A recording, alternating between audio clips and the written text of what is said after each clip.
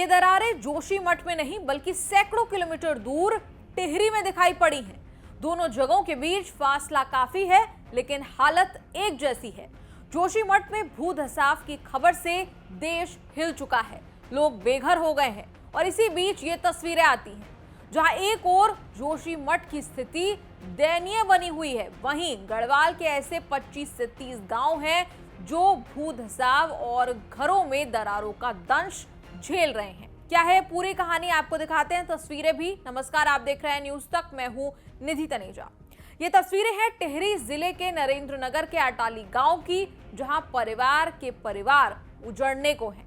इस गांव में कई परिवारों के मकानों पर ऐसी दरारें पड़ गई हैं। न सिर्फ मकान, लेकिन कृषि भूमि पर भी। बताया गया कि कृषि भूमि पर पिछले 2 से 3 दिनों में 1.5 फुट तक दरारें पड़ चुकी हैं, जिसके चलते गांव के कई घर खतरे की जद में आ चुके हैं। दरअसल अटाली के नजदीक ही ऋषिकेश कर्णप्रयाग रेलवे स्टेशन का निर्माण कार्य चल रहा है, कंस्ट्रक्शन चल रहा है, जो इन दरारों की वजह बताया जा रहा है। अब इसे लेकर स्थानीय लोगों में आक्रोश है, लोग गुस्सा हैं, उनकी रातों की नींद उड़ गई है।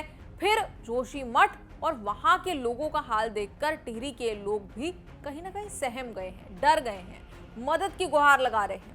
सर, दिक्कतें यहाँ पे बढ़ती ही जा रही हैं। पहले थोड़ी थोड़ी दिक्कतें थी, मकानों में दरारें आ रही हैं और भविष्य में हमें लगता है कि जैसे दिक्कतें जोशीमठ में हो रही हैं, हमें भविष्य में इनका सामना करना पड़ सकता है, क्योंकि अभी सिर्फ इतना ही है कि यहाँ ब्लास्टिंग का काम नहीं हुआ है।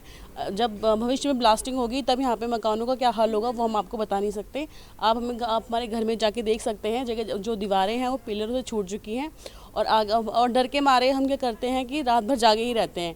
जो मलबा हल्के हल्के गिरता ही जाता है। मतलब सर, प्रशासन यहाँ पर आए हैं, 2 हफ्ते पहले यहाँ मीटिंग हुई थी, बड़े बड़े अधिकारी भी यहाँ आए हैं। दोनों ने हमें आश्वासन दिया है कि हम इस जो आपने हमारे आगे मांगे रखी हैं, अपनी दिक्कतें हमें बताई हैं, उनके बारे में विचार विमर्श करेंगे। अगर आपका क्षेत्र यहाँ पर खतरे के जोन में आता है तो हम इसके लिए ज़रूरी कदम उठाएंगे। हालत बद से बदतर होती जा रही है। गाँव वालों को ये डर है कि कहीं जोशीमठ जैसे हालात टिहरी में भी पैदा ना हो जाएं।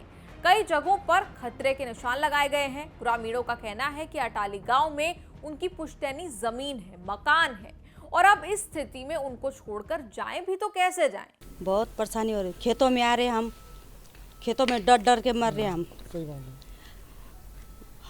बहुत डर लग रही है। हम अब खेत हमारी यहीं है तो कहाँ जाएंगे हम? बहुत परेशानी हो रही है। अब ब्लास्टिंग होंगे नीचे तो हम ऊपर काम कर रहे हैं, हम बहुत डर डर के मर रहे हैं यहाँ पे। कितने परिवार रहते हैं? यहाँ बहुत परिवार है हमारे, तो लगभग होंगे। जरा ये तस्वीर देखिए, गांव से कुछ ही दूरी पर रेलवे का काम चल रहा है। वहीं उप जिलाधिकारी नरेंद्रनगर ने क्या कहा, सुनिए।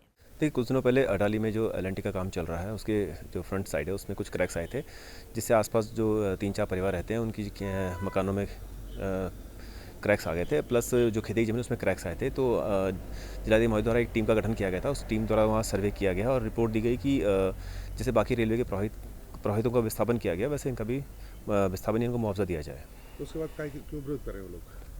उनका कहना है कि कई जब से काम स्टार्ट हुआ तब से उनके मकानों में ऊपर क्रैक्स पड़ रहे हैं, और इस बारे में भी शासन स्तर से कमेटी का गठन किया गया है। कमेटी द्वारा भी दौरा किया गया है और भविष्य में उसका दौरा प्रस्तावित है, बट अभी तक ऐसी कोई रिपोर्ट आई नहीं है। ये त्रासदी धीरे धीरे पैर पसारती नजर आ रही है। एक नहीं, कई जगहों पर ऐसी तस्वीरें सामने आ रही हैं। वहीं रुद्रप्रयाग जनपद के तहत विकास खंड अगस्त्य मुनि का मरोड़ा गांव भी ऋषिकेश कर्णप्रयाग रेल लाइन की भेंट चढ़ा है। इस गांव में भी मोटी मोटी दरारें पड़ चुकी हैं और अब गांव पूरी तरह से खाली हो रहा है।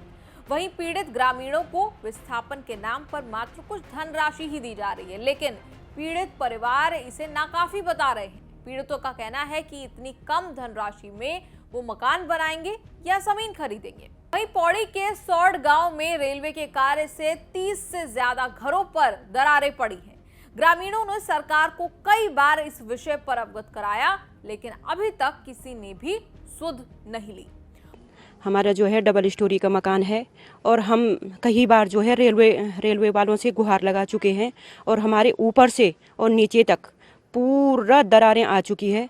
और जब से हम जोशीमठ के ये वो देख रहे हैं हालत, और तब से हमारी मतलब बिल्कुल हमारा दिन का चैन और रात का नींद हमारी खो चुकी है।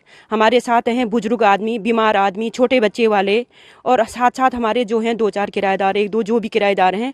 हमको सबकी चिंता है कि हम लोग तो जाएंगे, साथ में हमारे वो भी जाएंगे, और हमारे लिए जो है दहशत का काम बना हुआ दिन और रात। पूरे सारे जितने भी परिवार हैं, जितने सारे घर हैं, मतलब 60-70 घर जो यहाँ पे बने हुए हैं, सारे प्रभावित हैं और बुरी तरह से प्रभावित हैं। इस मामले को लेकर हम कुछ लोग कई बार उप जिलाधिकारी महोदय से संपर्क कर चुके हैं और रेलवे प्रशासन से संपर्क कर चुके हैं।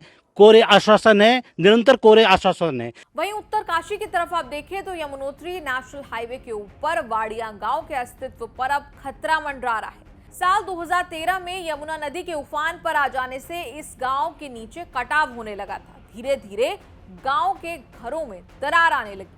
वहीं यमुनोत्री धाम को जाने वाले एकमात्र नेशनल हाईवे भी धंसने लगा। हालांकि रिवर साइड में प्रोटेक्शन वर्क से भूधसाव हल्का हुआ है, लेकिन खतरा अभी भी बरकरार है। इस गांव में करीब 100 से ज्यादा परिवार रहते हैं और गांव के लिए की जाने वाली बिजली सप्लाई के खंभे भी अब तिरछे हो गए हैं। ऐसी खबरें आ रही तो है नहीं, जिस श्रीनगर से वो है दरार आया, उस दिन से हमको नींद ही नहीं आ रही। बिल्कुल छोटे छोटे बच्चे हैं, रात को नींद नहीं आ रहे, दिन को भूख नहीं लग रही। सारे मकानों में दरार, इतनी ऊपर से लेंटर झड़ रहे हमारे ऊपर, बच्चों के ऊपर।